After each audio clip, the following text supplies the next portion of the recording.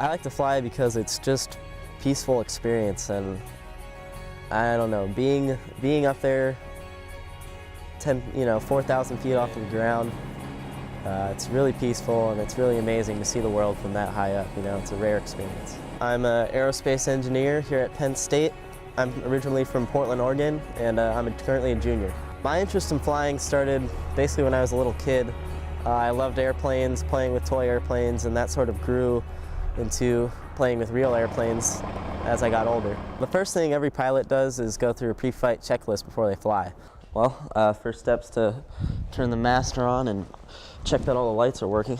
Tail is blinking, and that means that we're good to go there. So that includes walking around the airplane, checking for freedom of movement of all the control surfaces. So you can move it up and down and make sure that that's moving around. You check the fuel quantity and the fuel quality. Okay.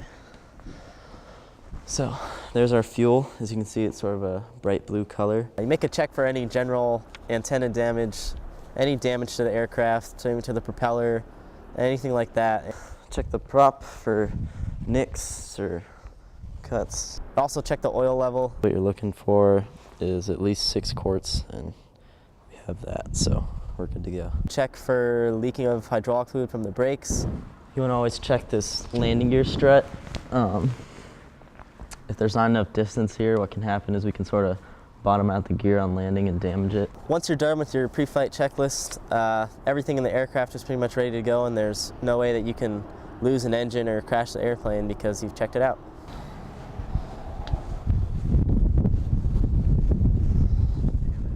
All right, so it's a cold day, so it might take a little while to start, but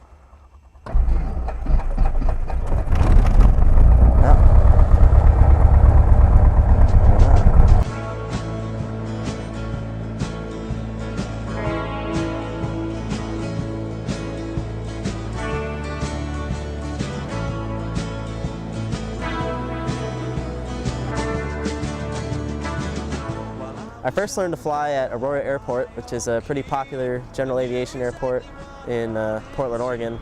It's a really great airport, lots of rental and learning opportunities, and I'm really glad that I learned there. Nowadays I fly here at University Park Airport.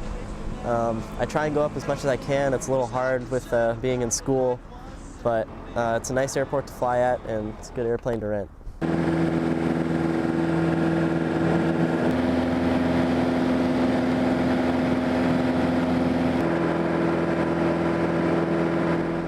I think the hardest part about flying is probably staying sharp and staying on top of what you're doing. A lot of times pilots can sort of get used to the routine of flying and can sort of lose track of making sure everything, all the instruments are okay and everything in the airplane is running smoothly. I've had a couple close calls as far as running into another airplane, which is, it is a problem. It's a big sky, but it's not that big. So I've had a time where I was departing a runway and another airplane was landing on the same runway, and had to get out of his way really fast. So that was probably the scariest thing I've ever done. My future plans would be to, possibly eventually buy my own airplane and, just fly as a hobby, fly as much as I want.